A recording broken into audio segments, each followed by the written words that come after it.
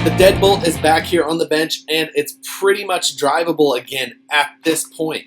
So for those of you who haven't seen some of the other videos that have been a little less formal on the Deadbolt, what I've decided recently is that I wanted to get this thing back going. It's been sitting on the shelf for quite a while. The front end actually I had brought taken out of it, and the other day I just kind of had a wild hair, and this rig I wanted to get going again. I always loved the Deadbolt, and it was just one of those trucks that I had a ton of fun with, and I really missed driving it. A quick overview on what this truck is. This started out as the Deadbolt budget build. The Deadbolt budget build was a $50 a week budget build that went on for weeks and weeks and weeks. Now, $50 a week doesn't mean that I buy cheap parts, it just meant that I bought parts on a schedule. Long story not so long, after a lot of weeks you end up with a pretty expensive rig that's super fun to drive, and that's what this rig is here. This thing has seen better days as far as cosmetically, especially with this body, but underneath this truck is pretty well built up. Budget build ended, this truck still had plastic axle housings under it. It actually used RC Bro's Burley Tube, the narrow XR mod, which took the stock housings, you cut them down, you ended up using some cut down Axial XR10 universals to make an axle that was about the same width as stock, but had a little bit stronger axle shaft, allowed for some nice steering, and allowed you to use Wraith parts on the steering knuckles and C-hubs. As you see it now, this is actually kind of its third rendition. What I decided to do was take the XR10 width Currie axles that I had from underneath of my Matzilla Ultra 4 build, and I put them under here. It wasn't as easy as just swapping axles under, because this runs that Toyzuki motor mount. And for those of you that don't remember what that is, that's a forward mounted motor that runs back to the stock transfer case in the back, splits the power to the axles from there. Get your weight forward and low as you can get it. That causes this thing to run a 3-link. You can't run a servo on axle. And I've got a set of axles under here that are actually the Currie F9s. Now the F9 is not offered in an XR10 width because of some truss option. We don't have a truss option that would directly bolt onto this.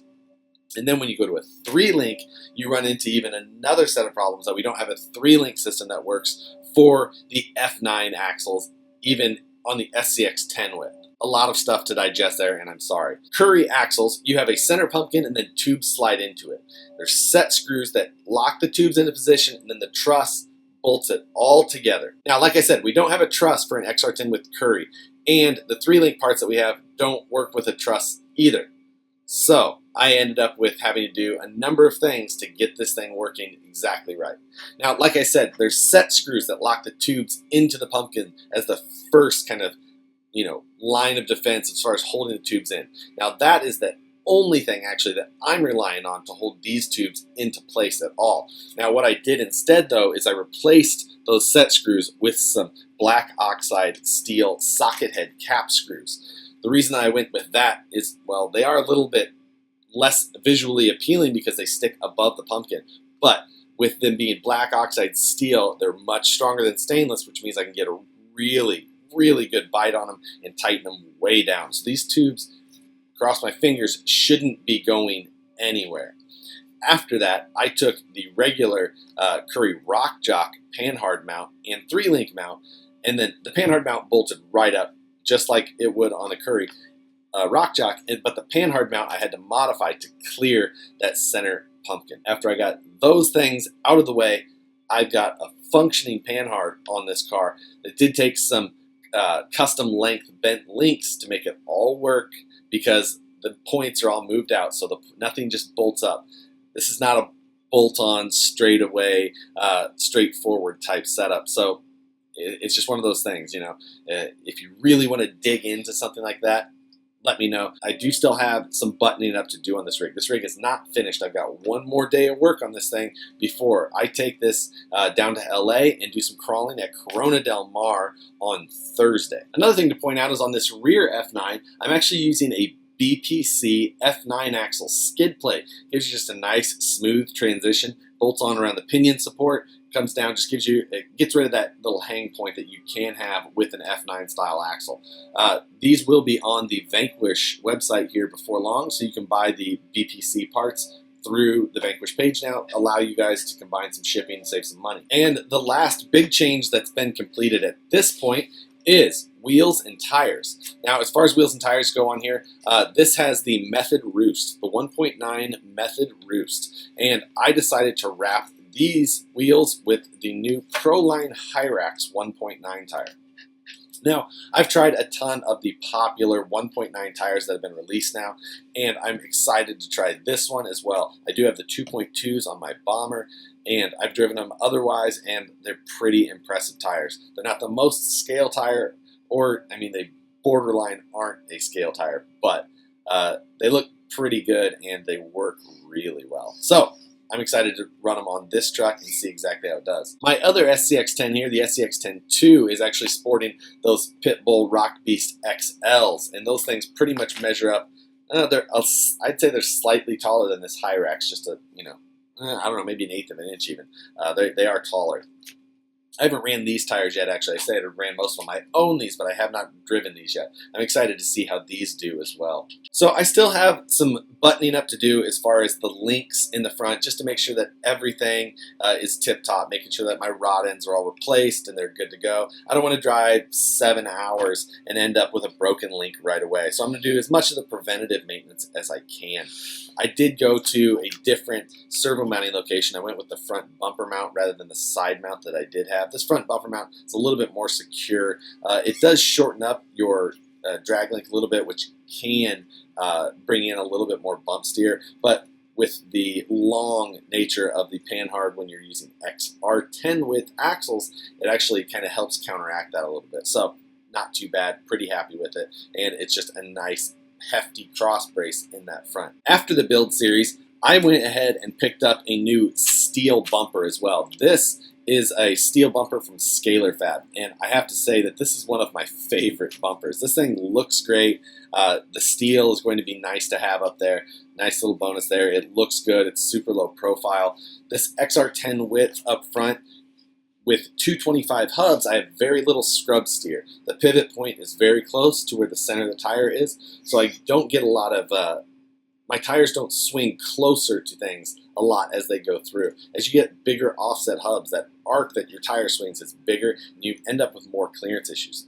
This, I can turn full lock, full articulation either way, and I've got just a little bit of clearance from the tip of that bumper and the tip of those rock sliders. During the build series, I had the Scalar Fab rear bumper and the Scalar Fab sliders on this truck already, so those are not new. Everything else pretty much in this truck is pretty similar to how you've seen it in build videos.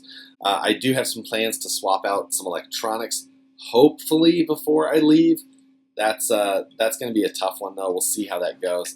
If anything, if I'm super brave, I'd do it on the road, but we'll see about that. It depends also if the electronics that I have planned for this thing show up in time. With that new servo location change, I also have decided to go with one of the new Vanquish Servo Horns. If you guys haven't seen those, we'll release those in 25 and 24 tooth in 2 different lengths, 24 millimeters and 20 millimeters. So some options there for servo horns. These things are super beefy, but also really low profile, have a different style clamping, and they hold really well. So if you haven't tried out those yet, they're worth a look. Today also, while playing with the suspension, this is something that's carried over through the entire build, but that rear suspension, I could not get full travel of those shocks in a full bump manner because those upper links would hit this rear cross brace, and that's common with most chassis. But if you're using a chassis that has a rear upper link riser, like this one has built in this old MS Tech chassis, but if you've got a chassis that has that, you're going to hit that cross brace. I decided to draw up and 3D print one that has a raised center section to allow me to get full travel out of those rear shocks without hitting that portion of the chassis. So just a little detail, took 45 minutes. I'll host that part file up on Thingiverse and put a link in the description below soon for any of you guys that are interested in that simple piece. As I mentioned, the body on this rig is pretty haggard. I'm having a really hard time telling myself that I've got to retire this body though. I mean, the Lexan is completely busted out in these corners. Way beyond just being able to shoe glue it or anything like that. The Lexan is actually exploded and is gone in that whole area. The rear mounts are also gone, but being that this bar is so much lower now, it doesn't actually go too far. It's just that front end. I picked up a new body for this truck, but I can't bring myself to use it yet. I'm going to run this body, I think, a little while longer. I actually want to have a new cage topper made, and I think when I do that, I'll use this body with that setup. This truck, definitely one of my favorites I've owned. Can't wait to get it back on the rocks and do more crawling with it, guys. If you are in the LA area and you're going to be available on Thursday night, which would be April 13th, watch social media. Corona Del Mar, for you guys that are local, probably know that spot really well. I've crawled there before a long time ago. Really looking forward to getting back there again, though. There'll be a handful of us that are planning on it already. So if you've got a group of guys or anything like that that are planning on making it, would be awesome to crawl with some of you other guys as well. With that, the Deadbolt is back for a little while. I'll have running video from Corona Del Mar, I promise. You may see another video from this thing beforehand then still, especially if I get a chance to do the electronics, or if I just take the time to clean up this wiring job since there's a little too much there right now. That's all I got for tonight, guys. Sorry for the hoarse voice, but I wanted to shoot a little bit of video on this project just because I'm excited to see it back. But we'll see you guys again soon. Thanks for watching, and we'll see you on the next one.